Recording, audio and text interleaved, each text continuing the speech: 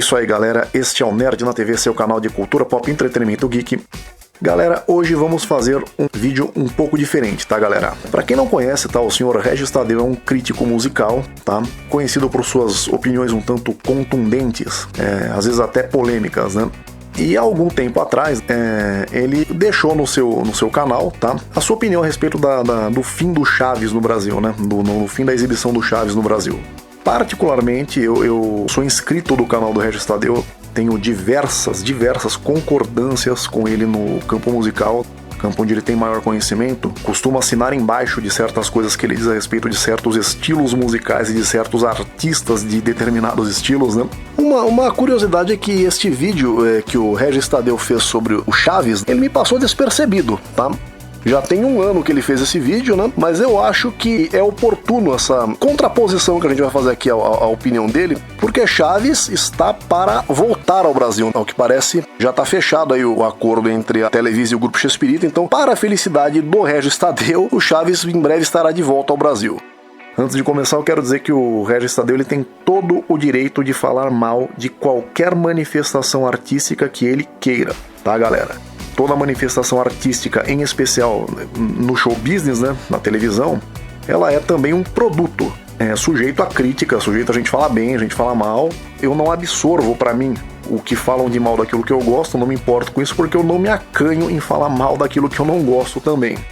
E achei válido a gente pontuar algumas das coisas que ele diz ali, tá? Então, sem mais delongas, vamos ao vídeo aí do Regis Tadeu.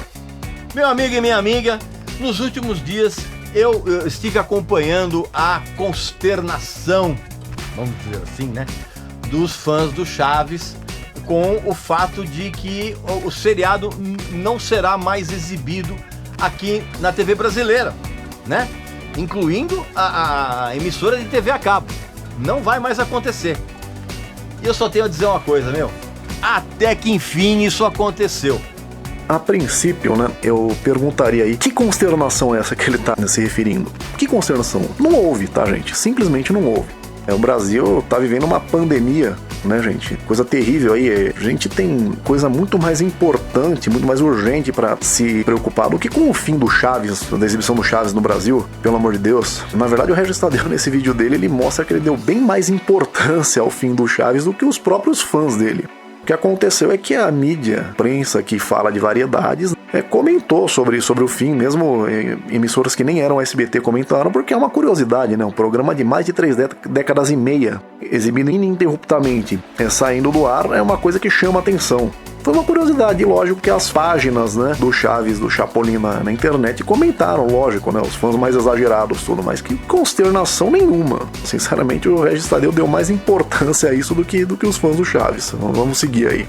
Um dos grandes mistérios da história da TV brasileira é exatamente o que fez o Chaves durar inacreditáveis 36 anos no ar e praticamente sem um horário fixo e assim, e de maneira ininterrupta, reprisado de um modo que beirou desesperador.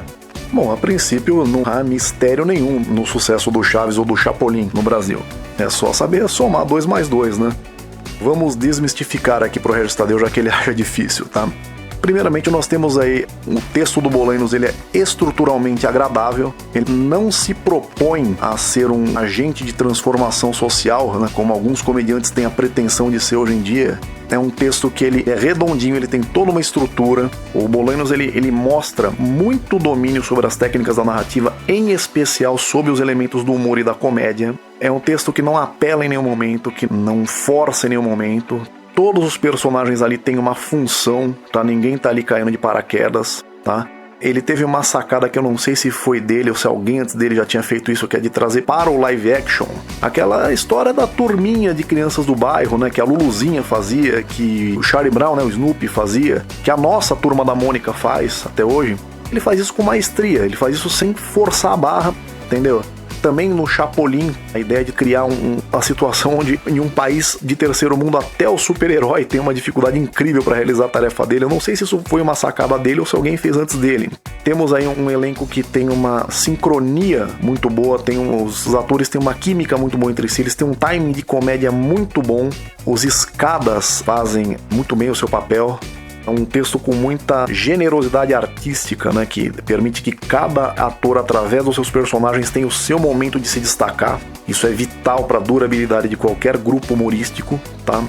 E nada disso adiantaria se aqui no Brasil nós não tivéssemos um homem de televisão incomparavelmente maior do que o Boni, que é o Silvio Santos, que teve a sacada de pegar o Chaves e o Chapolin, que ao contrário do que o Regis Tadeu falou, né, fixou um horário estratégico. Por boa parte da trajetória do Chaves ele passou no Brasil entre meio-dia e 1h da tarde. Aí ele pegava aquela criançada que não estava em idade escolar e que passou a manhã toda vendo desenho, já emendava vendo Chaves. Pegava aquele pai que vinha do trabalho almoçar em casa e almoçava assistindo Chaves. Pegava aquela mãe de família que passou o dia cuidando da casa, parava para ficar um pouco com os filhos vendo Chaves. Pegava aquela criança que já está em idade escolar, que chegava da escola, ia ver o Chaves, pegava a família toda. E teve um segundo horário, às 6 da tarde, que por boa parte da trajetória dele passou também, onde ele pega também aquele pessoal que tá chegando em casa nesse horário, entendeu? Passava um pouquinho antes de começar a novela da Globo. Quer dizer, o cara pega a família toda. Foi uma sacada do Silvio Santos, que permitiu, juntamente com a qualidade inegável do trabalho do Bolanos, que ele teve esse sucesso, entendeu? O desprezo do Regis Tadeu pelo Chaves é irrelevante. A verdade é essa. Agora que a gente já desmistificou aqui o segredo da durabilidade do Chaves, a gente vai seguir aqui. E o mais inacreditável, e que talvez explique um pouco do retardamento mental generalizado que a gente vive hoje no Brasil, cara, é que a série, ela conseguiu uma audiência significativa, cara, nas manhãs, sabe? Ultrapassando 6 pontos de audiência. Aí você vai falar assim, mas é essa audiência de crianças. Negativo. Gente adulta, com barba na cara, mãe de família. E reparem que o Regis ele fica escandalizado, né? Eu não sou o cara do metaforando, mas ele mostra assim um incômodo verdadeiro. Chega a torcer a boca pra falar mal do Chaves, e o problema dele não parece ser o Chaves. O problema dele parece ser o... Deixa eu ver isso aqui. Então, a audiência que o Chaves dava nas manhãs explica um pouco do retardamento mental generalizado, né, que o Brasil vive.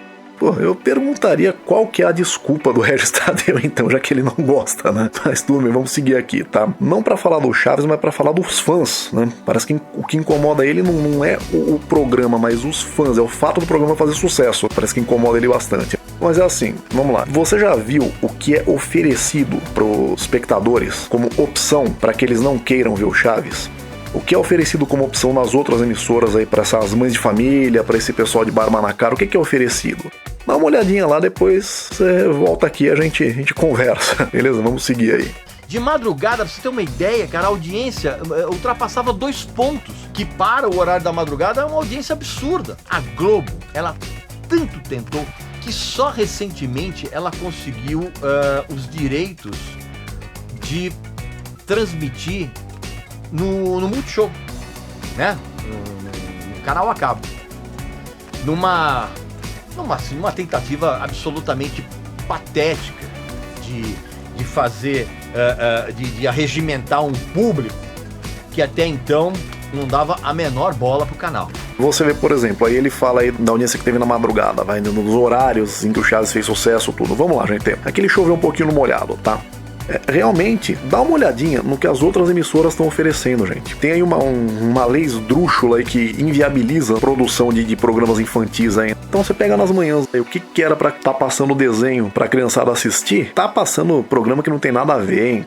Programa com umas temáticas que não deveriam nem estar passando naquele horário. Nas horas da tarde, antigamente era o horário dedicado às crianças e às donas de casa, tudo. Hoje em dia é só programa de receita, só programa de fofoca, programa de baixaria, programa de receita, fofoca e baixaria, tudo junto. Das 6 horas da tarde começa o jornalismo Mundo Cão. Às vezes antes, até 4 horas da tarde, que algumas emissoras, né, tem aí a sacada de colocar um apresentador carismático pra quebrar um pouco o clima, mas é só tragédia, é só enchente, só tiroteio. Cara, Deus abençoe o Chaves, Chaves foi o melhor programa em exibição na TV aberta pelos últimos 15 anos. E quem acha que eu tô nivelando por baixo, porque na TV aberta não é referência de boa programação, foi o único programa decente já exibido na história do canal Multishow, gente. Fala sério. Bom, aqui tá tranquilo, tá, gente? Aqui tá tranquilo. Ele acha ruim, ele acha horroroso, ele acha péssimo, é direito dele. Ele tá dando a opinião dele, isso aí não me incomoda em nada, tá, galera? Se o tom do vídeo fosse apenas esse, não teria problema nenhum, tá? Eu não estaria aqui fazendo essa contraponto aqui a ele. Eu, por exemplo, gente, eu não vejo a menor graça no Porta dos Fundos. Quando eu digo eu, tô falando eu mesmo, este locutor que vos fala, tá, gente? Não é o canal Nerd na TV, não. Tá? Não vejo a menor graça, entendeu? Porque eles estão muito mais preocupados em meio que em constranger as pessoas que não concordam com aquilo que eles têm como uma visão de mundo ideal, do que em fazer piada propriamente dita. Entendeu? Ninguém nunca vai me convencer que esses caras têm graça. E eu não tenho pretensão nenhuma de convencer o Regis Tadeu que o Chaves tem graça. Nem o Chaves vai ser menor por isso, nem o Regis Tadeu vai ser maior por isso. Ali é direito dele falar mal de qualquer manifestação artística que ele queira. O tempo inteiro, durante os anos 90 e pelo menos até a metade da década do ano 2000, a Globo tentou tirar o Chaves do SBT. Tentou, mas tentou muito. Por quê, cara? Porque o Chaves dava mais audiência que os programas da Globo. É uma coisa impressionante isso. Não há por que se espantar, não. Não tem do que se espantar. E não é nem questão de gostar ou não, de ser bom ou ruim. É entender como funciona o mercado, né? O Chaves não fez sucesso apenas no Brasil e no México. Fez sucesso por toda a América do Sul. Foi exibido com sucesso na Itália, França, Portugal e Espanha. É reprisado com alguma regularidade no Japão, na Coreia. Eu não sei qual foi a aceitação da obra do Boleiros nos Estados Unidos, tá? Não faço ideia, mas eu acho muita coincidência que o Homem-Abelha lá dos Simpsons se pareça tanto com o Chapolin, fora o fato de ser mexicano, né? O programa dele é exibido pelo canal 8, que é o canal da Televisa, né? Número 8, e do nome dele em off ser Pedro Chespirito. Isso nos Simpsons, é um dos desenhos de maior audiência, né, no mundo. Então acho que alguma fanbase, ponto da referência poder valer a pena, né? Ele deve ter até nos Estados Unidos, né? Entre a comunidade latina de lá, pelo menos. Então, eu, sinceramente, não acho de estranhar, não. Tá? Se eu fosse o dono da Netflix, eu já teria tentado comprar o Chaves há muito tempo. Não acho de estranhar, não. Só que o que a Globo queria, cara? A Globo queria adquirir os direitos da série para interromper essas derrotas. Quase deu certo em 2005, quando o contrato com o SBT estava chegando ao final. E a Globo foi lá, cara, e fez uma proposta absurda para adquirir os direitos do Chaves. Mas para quê? Para somente tirar a atração do SBT, que era a concorrência. Não tem a mínima qualidade para estar na programação da Globo. Né? Não tem, a Globo, quer você queira ou não, cara, a Globo tem um padrão de qualidade em termos de imagens, de texto, enfim, tem esse padrão Globo de qualidade. E o Chaves não tem a menor condição. Bom, isso é aquilo que eu expliquei agora há pouco, né? Não é questão de ser bom ou ruim, é questão de ser vendável ou não, né? E a Globo sabia que era vendável e queria comprar. Com relação a não ter qualidade de passar na Globo, sabe outra coisa que não tinha a menor qualidade de passar na Globo? Hermes e Renato. Agora me diga se houve, nas últimas 2 décadas e meia, algum programa humorístico na Globo tão engraçado, tão divertido quanto Hermes e Renato. Então talvez esse padrão Globo de qualidade aí não seja algo a ser levado em conta, né? Vamos adiante aí. Por uma série péssima em todos os sentidos. As pretensas piadas são simplesmente horríveis. A produção é paupérrima. Os roteiros não tem pé nem cabeça. E as interpretações, cara, são constrangedoras, cara. O Regis Tadeu, ele acha, né, que ele tem uma percepção da realidade melhor do que das outras pessoas que gostam do que ele não gosta. Porra, é sério que a produção do Chaves é paupérrima? Porra, ô Regis, Não, cara. Mas é que as lutas da WWE são todas combinadas também. Não são, não. Só você viu isso, Regis. Só você viu, tá? Ele quer apontar e dizer que o rei está nu, né? Só que ele faz isso dentro de uma praia de nudismo. E só ele tá vestido, né? Quer dizer, o errado é ele, né? Bom, vamos lá. Com relação à escola de atuação aí do México, ela é desse jeito mesmo, exagerado, entendeu? Carregado, tá? Pode ver qualquer filme do Cantinflas. Pode ver aí as novelas da Televisa que passam no SBT mesmo. Pode ver, entendeu? É assim, ele não se agrada disso, tudo bem. Não gosta, entendeu? O problema é que ele se mete a falar do roteiro. Poxa, aí fica complicado. Ele fala que o roteiro do Chaves não tem pé nem cabeça. Aí eu sou obrigado a perguntar se ele sabe a diferença das duas coisas. Se ele não anda por aí quicando com a cabeça no chão, achando que tá andando com os pés. Pelo amor de Deus, vamos lá. Ó. Os roteiros do Bolenos, do Chaves, eles têm começo, meio e fim, tá? Este começo, meio e fim, eles são muito bem amarrados, eles têm uma conexão lógica. Os ganchos entre as cenas, eles não são apenas bons, eles são muito bons. Você pega aí episódio lá do disco voador, que o Chaves conversa com a Dona Florinda e com o Kiko no pátio, enquanto o seu Madruga tá conversando com o seu Barriga dentro de casa. Ou a cena lá que o Chapolin conversa por telefone com o engenheiro Caminho do lado dele, entendeu? Os ganchos de uma cena para outra em Chaves, eles são muito bem definidos, são muito bem feitos. As piadas, elas costumam ser oportunas dentro dessa estrutura.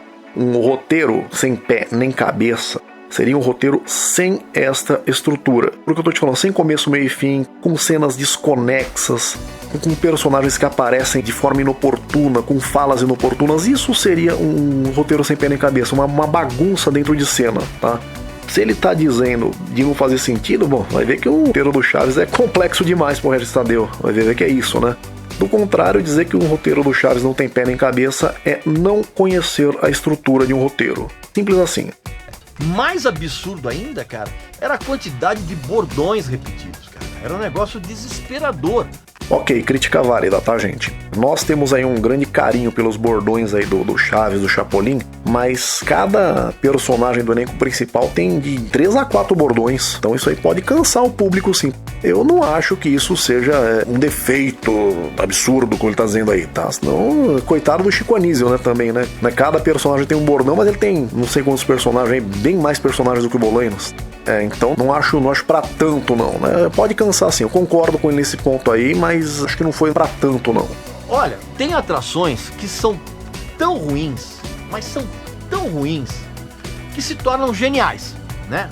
Os Trapalhões eram um exemplo disso. Querer chamar o Chaves de clássico do humor, cara, é mais do que você forçar a amizade, cara. Isso é uma insanidade. Aqui o Regis Tadeu, ele mostra a princípio que ele não conhece a definição objetiva de um clássico. Às vezes nós, né, utilizamos a palavra clássico de forma assim, aquele filme da Sessão da Tarde que a gente tem muito carinho por ele, que a gente ainda gosta quando vê, entendeu? Que nos remete a um outro momento, entende? Nem sempre eles são clássicos. O clássico, ele tem uma definição objetiva. Clássico é um seriado, um desenho, um filme, um jogo de videogame cuja relevância ela é indelével, cuja importância ela não se perde com o tempo. Isto é um clássico, tá? Agora, será que o Chaves, será que ele é importante, ele é relevante na história da Televisa? Será que ele é importante para a comédia, para o humor mexicano no mundo? Será que ele é importante para a televisão mexicana? Será que ele influenciou algum artista? O Chaves, ele fez ainda mais sucesso no México do que no Brasil, mas vamos falar de Brasil aqui, tá? O que será que o Danilo Gentili diz do Chaves?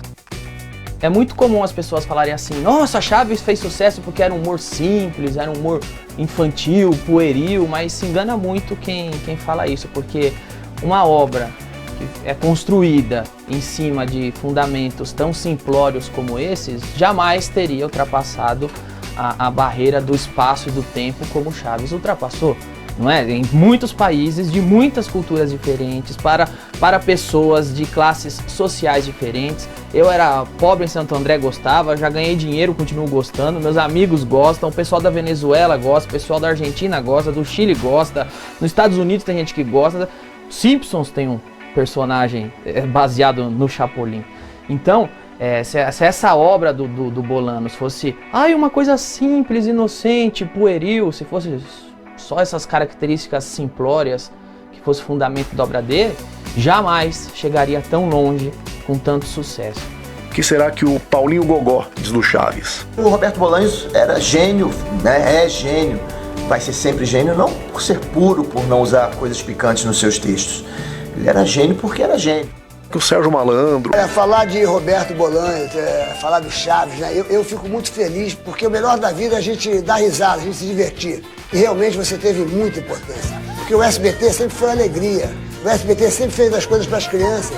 E que Chaves não é só criança. Chaves é criança, é adulto.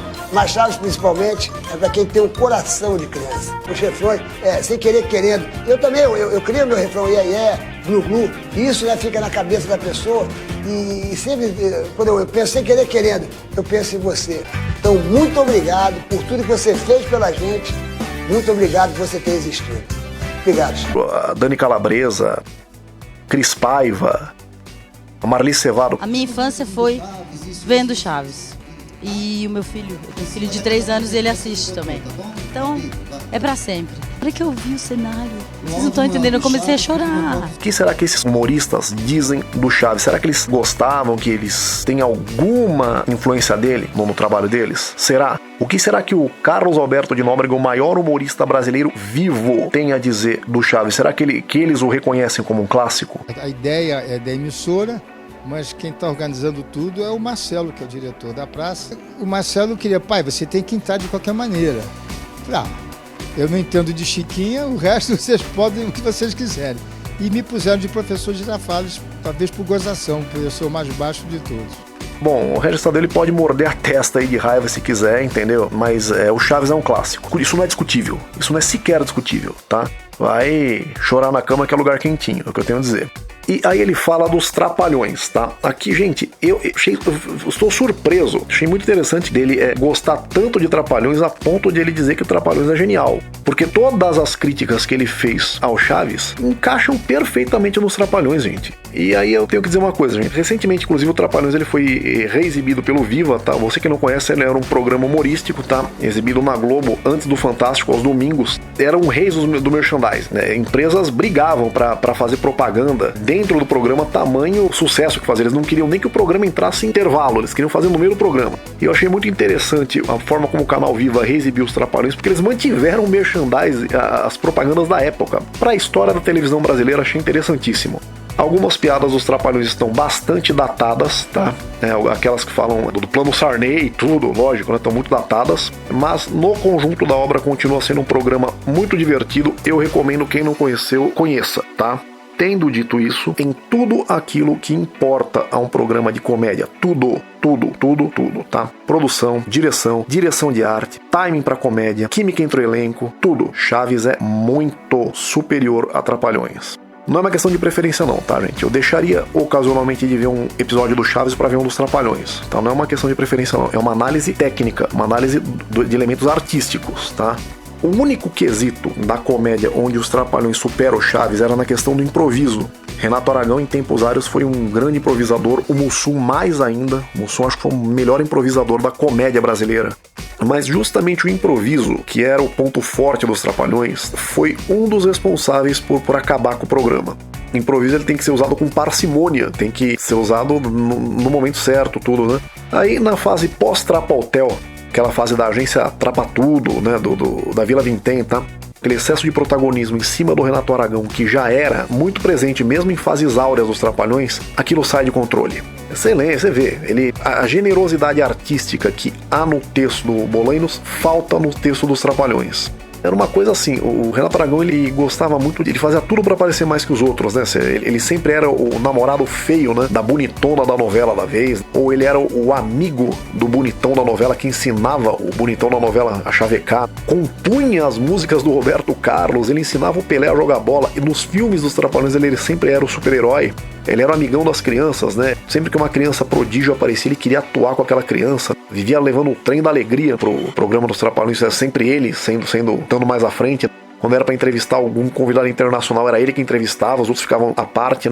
E junta isso ao fato, ele começava a improvisar em cima de improviso já feito, tudo. Você vê na cara do elenco o desconforto de não estar conseguindo trabalhar, entendeu? O Renato Aragão chegava a atrapalhar os outros. Você vê que em alguns quadros dessa fase, os outros nem aparecem. Era o Didi e o Didi e o Didi. Então, sinceramente, até na durabilidade, na durabilidade da qualidade, o Chaves superou os Trapalhões, gente. Bom, isso aqui não é pra virar um Chaves versus Trapalhões, tá, gente? Eu gosto muito dos dois, tá? Mas se eu tivesse que escolher um dos dois pra passar na minha emissora, eu passaria o Chaves. Isso também se deve, essa adoração toda, ela se deve basicamente ao mesmo motivo que fez muita gente se estapear para conseguir ingresso daquela turnê recente do Sandy Júnior. Basicamente, é o mesmo motivo. É a permanente vontade que essa turma tem, cara, de voltar a ser alguém sem responsabilidade, sem os problemas da vida adulta. São pessoas que querem, mesmo por alguns minutinhos, voltar para aquela área, embaixo daquele edredom emocional quentinho, sabe? Relembrar o tempo em que a mamãe preparava o café da manhã para você, gostosinho, com pão com manteiga, leite quentinho, cafezinho quentinho, para você ficar assistindo Chaves de manhã. Existe uma enorme parcela de gente adulta, cara, que não consegue lidar com essas responsabilidades dos dias atuais, cara. E ela quer, de uma certa forma, voltar a ser criança novamente. Tem gente que não pode esquecer de tomar o remédio.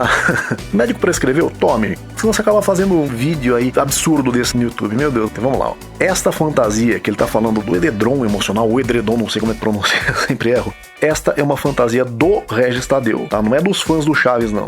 Veja bem, a coisa de 1 ano atrás ou 2, ele levou no canal dele o grande Sérgio Reis, lenda da música sertaneja aqui no Brasil. E ele contou toda a historinha, tá? Ele falou que o primeiro compacto que ele comprou na vida dele foi um compacto do Sérgio Reis, tá? O Coração de Papel. E ele contou toda a historinha, ele vivenciou o momento em que ele contou lá que a mamãe dava dinheirinho pra ele, comeu o lanchinho dele na escola. O que já mostra que o Regis Tadeu já não é tão raiz como ele tentou mostrar nesse trecho do vídeo aqui, né? Então, quanto a gente da geração dele, a mãe tinha condição de dar dinheirinho pra ele comprar lanchinho, né? Ele não comprava o lanchinho, gente. Ele não comprava. Ele ficava guardando e passava fome e guardava pra comprar o disco do Sérgio Reis, tá? Ele vivenciou esse momento, cara. Mais uma vez, eu não sou o cara do metaforando, mas você via, os olhos dele brilhava por trás dessa lente fundo de garrafa aí. Aí que acontece? Ora, o Regis Tadeu, ele tem uma coleção de 15 mil LPs e, se eu não me engano, acho que 20 mil CDs, se eu não me engano. Agora, veja bem, só tomando uma base pelo que ele falou desse disco do Sérgio Reis, você acha que ele ouve esses LPs todos? Ele ouve nada, gente. Ouve nada. Ele já deve ter tudo isso daí em arquivo digital. Besta ele se não tiver. Ele tem isso aí por quê? Porque isso daí tem valor sentimental pra ele. Que ele olha pra isso aí, de vez em quando ele pega um outro e sopra o pozinho, entendeu? Dá uma olhadinha no encarte, fecha o olho e fica imaginando lá quando aquele disco foi lançado, o impacto que aquilo causou, as roupas que eles usavam, mulherada que gostava, tudo. Aí vamos supor que eu esteja errado e que ele tem assim uma vitrola daquela vintage não sei o que, lá que acabou de ganhar uma propaganda gratuita aqui no canal, e que ele realmente ouça. Ele coloca aquilo na vitrola, aí começa aquele riscadinho, aquele som riscadinho, chiadinho ali do vinil, entendeu? Aí pronto, aí ele completou a experiência, aí ele acentuou a experiência. Neste momento, ele volta a ser aquele roqueiro desocupado, sem responsabilidade, junto com os amigos dele, que ficavam ouvindo lá a música com ele. Quando a mamãe levava a limonada pra ele, tudo, levava o salgadinho, daí ele fica ali lembrando de como ele ficava pensando que ia ser a vida adulta dele, quando ele se tornaria um músico de sucesso, como aqueles que ele ouvia. Entende? Pô, bicho, é isso, é uma fantasia dele, bicho. Ele sim tem esse anseio por ser alguém sem responsabilidades. E aí você vê, né, cara, é triste porque ele chega na vida adulta e ele vê que o que sobrou pra ele foi falar mal de outros músicos, entende? O que sobrou pra ele foi isso. Eu acho muito saudável a pessoa vivenciar os momentos em que ela não era uma pessoa responsável, né? Porque se você pensar só nas responsabilidades que você tem, só no boleto que você tem que pagar, você não dorme, né, meu? O problema é o cara fazer isso e querer menosprezar quem faz a mesma coisa, só que ao invés de fazer isso ouvindo, né, uma coleção de vinil que custou o olho da cara, ele simplesmente faz vendo Chaves de graça, né? Lamentável, né? Meio triste isso. Gente adulta. Gente pretensamente madura. Não, pretensamente maduro é você, né, Regis? Fala a verdade, né? Essa coisa de você ficar menosprezando a pessoa que gosta do que você não gosta, simplesmente por gostar daquilo, isso, bicho, é coisa de gente sequelada, Regis. Sério, entendeu? Sendo mais específico, é coisa de roqueiro sequelado, como eu fui, como eu era, quando eu tinha meus 16 anos, entendeu? Eu fui chegando aí perto da casa dos 20, fui vendo como aquilo era ridículo, fui parando. Hoje eu tô com 40, entendeu? Você tá com 60 e ainda parece que você se incomoda, você se escandaliza quando uma coisa que você não gosta faz sucesso. Pô, eu era moleque quando aquelas músicas horríveis, né? Ainda são horríveis, fazer um sucesso, não bastava falar mal das músicas, que a música em si não tem culpa. Eu tinha que falar mal de quem ouve, tinha que xingar quem ouve, eles eram os culpados, né? Isso quando eu era adolescente. Vai vendo que atitude ridícula é essa, né? E você ainda faz isso, cara. Você ainda faz isso, você tem uma necessidade de autoafirmação, cara, que é típica de um adolescente. Na boa, cara. Eu até entendo, né, quando a gente fala de certas pessoas que gostam de certos estilos musicais aí, né, que não tem respeito por quem não gosta e liga aquela porcaria no último volume só pra te provocar, né, de propósito, né, pra te encher o saco. Aí não tem jeito, né, você vai falar mal da música, vai falar mal do cara que tá fazendo isso também, não tem jeito. Só que ninguém vai colocar um episódio do Chaves num telão, tá, no meio da Avenida Paulista, te obrigar a assistir, ou então fazer uma convenção do Chaves no portão da tua casa. Ninguém vai fazer isso. Repetindo mais uma vez, coisa de gente sequelada, tá? Coisa de gente que já tá na terceira idade aí e ainda tem uma necessidade ridícula de autoafirmação, tá? Você tá simplesmente abusando do direito de ser xarope, mais nada. É o mesmo tipo de gente que ia para sessões de cinema de filmes de super-heróis fantasiadas, né? Aqueles Thor, os caras metidos naquela roupa de Thor, os caras com uma puta barriga, sabe? Aquela pança toda, sabe? É esse tipo de gente, cara. Para pessoas da minha geração, cara, é o mesmo tipo que você babar ovo para aquele tipo de humor inocente de cirquinho, sabe? Aquele humor bobinho, sem maldade. Meu, não dá para babar ovo para esses tempos de cirquinho. Que bom seria se a gente não babasse ovo pra nada, né, Regis? Mas o ser humano, ele é exagerado, é assim mesmo. Você não é um bom representante da sua geração, não. Várias pessoas aí da sua geração que gostam do Chaves, que gostam de coisa que você não gosta. Agora você tá dizendo aqui, babar ovo pra humor de cirquinho. Primeiro você mostrou lá atrás que você não conhece a definição de um clássico, e aqui você me confirma isso, né? Vou ser mais respeitoso, tá? O humor circense, este é o humor clássico do qual os outros derivam. É o humor do Chaplin, é o humor dos Três Patetas, é o humor dos Trapalhões, entendeu? É o humor do Jerry Lewis, este sim, tá? Jerry Lewis pra mim é um humorista extremamente supervalorizado, mas outro dia a gente fala disso. É um tipo de humor, aquele humor acrobático, aquele humor físico, aquele humor pastelão, e sim, um humor ingênuo, um humor inocente e que funciona. Eu costumo dizer que o Chaves, o politicamente correto, que deu certo, costumo dizer isso.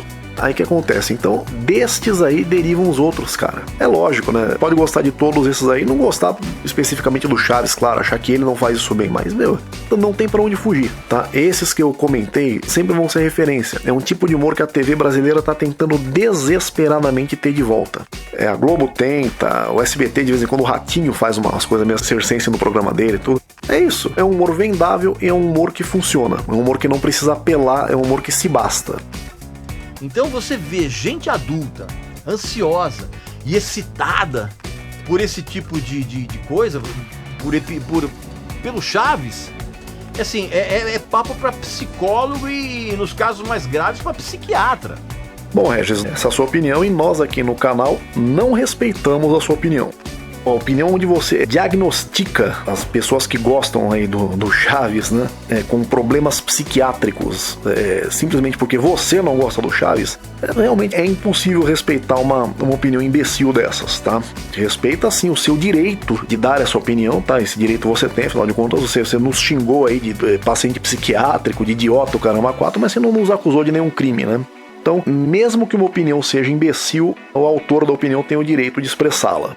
E nós aqui no nosso canal temos também o direito de dizer que você sim é que tem um problema sério com a percepção que você faz de si próprio. De achar que as suas esquisitices são menos ridículas do que as nossas ou de qualquer outra pessoa. Na verdade, pela afetação com a qual você se comporta, você consegue torná-la até um pouco mais ridícula, né?